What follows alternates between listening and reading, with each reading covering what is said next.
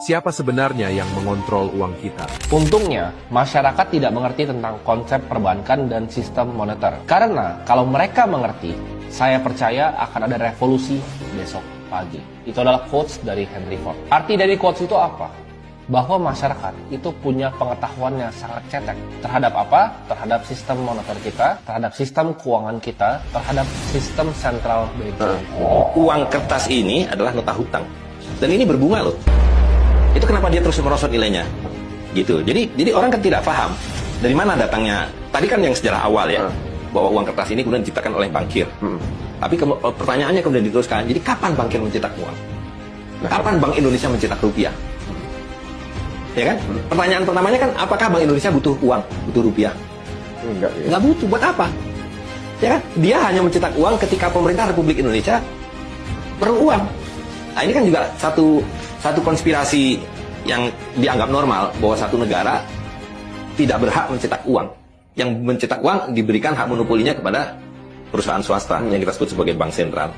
Dan kalau negara di mana? Kalau pemerintah perlu uang, dia hutang kepada bank sentral. Ya sekarang ditambah hutang pada masyarakat dengan obligasi dan sebagainya, ya kan? Tapi ketika surat hutang negara pertama diciptakan, kan dia hutang pada bank sentral. Gitu. Jadi misalnya saya mau buat APBN 500 triliun. Ya kan? Ya sekarang kemudian oke lah, yang 300 triliun saya ambil dari masyarakat berupa pajak. Yang 200 triliun tetap dia hutang. Iya. Bank sentral yang mencetak kan. Dan kan nggak cuma-cuma berbunga. Katakanlah bunganya 5%. Tetap aja kan. Ya kan? Nah, tapi yang saya mau jelaskan adalah bagaimana sistem ini pasti kolaps dan terus menggelembung. Ketika pemerintah hutang 100 triliun, yang dicetak bank sentral berapa? 100 triliun kan? Tapi bank sentral bilang, tapi kamu harus bayar bunganya 5%. Which is 5 triliun. Ada nggak 5 triliunnya? Belum tentu ada. Nggak ada, karena yang dicetak hanya 100 triliun. Maka dari mana pemerintah membayar bunganya? Hutang lagi. Untuk nutupin bunga. Bunganya. Dan bank sentral melakukan hal yang sama. 5 triliun ini adalah hutang kamu untuk mencicil bunganya dan juga berbunga. Berarti bunganya itu bunganya dicetak lagi. Gitu. Sampai kapan itu? Iya, selamanya. Karena ini adalah hutang. Dan semakin panjang hutangnya, periodenya maksudnya bunganya kan semakin banyak. Nah, itu yang menjelaskan kenapa dulu harga ayam itu Rp1.000 waktu saya anak-anak dulu, kira-kira 50 tahun yang lalu, ya kan? Sekarang Rp1.000 buat beli cekernya aja nggak dapat. Ayamnya sama, 1.000-nya sama. Beda dengan ini tadi.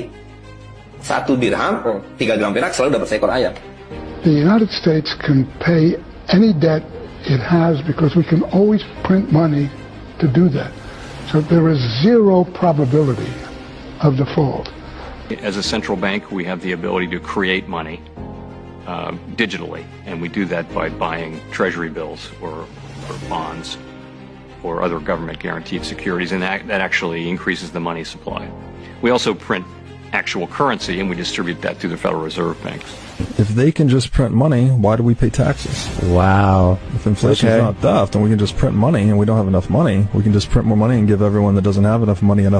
Why don't we just do that instead of paying taxes? Inflation is legal counterfeiting. Counterfeiting is criminal inflation. So central banking is a coordinated currency counterfeiting cartel that runs the world. It's a Band-Aid. You know what Milton Friedman said about inflation is that it's just like alcoholism. The good effects come early. You print the money, you have the drink, you feel good.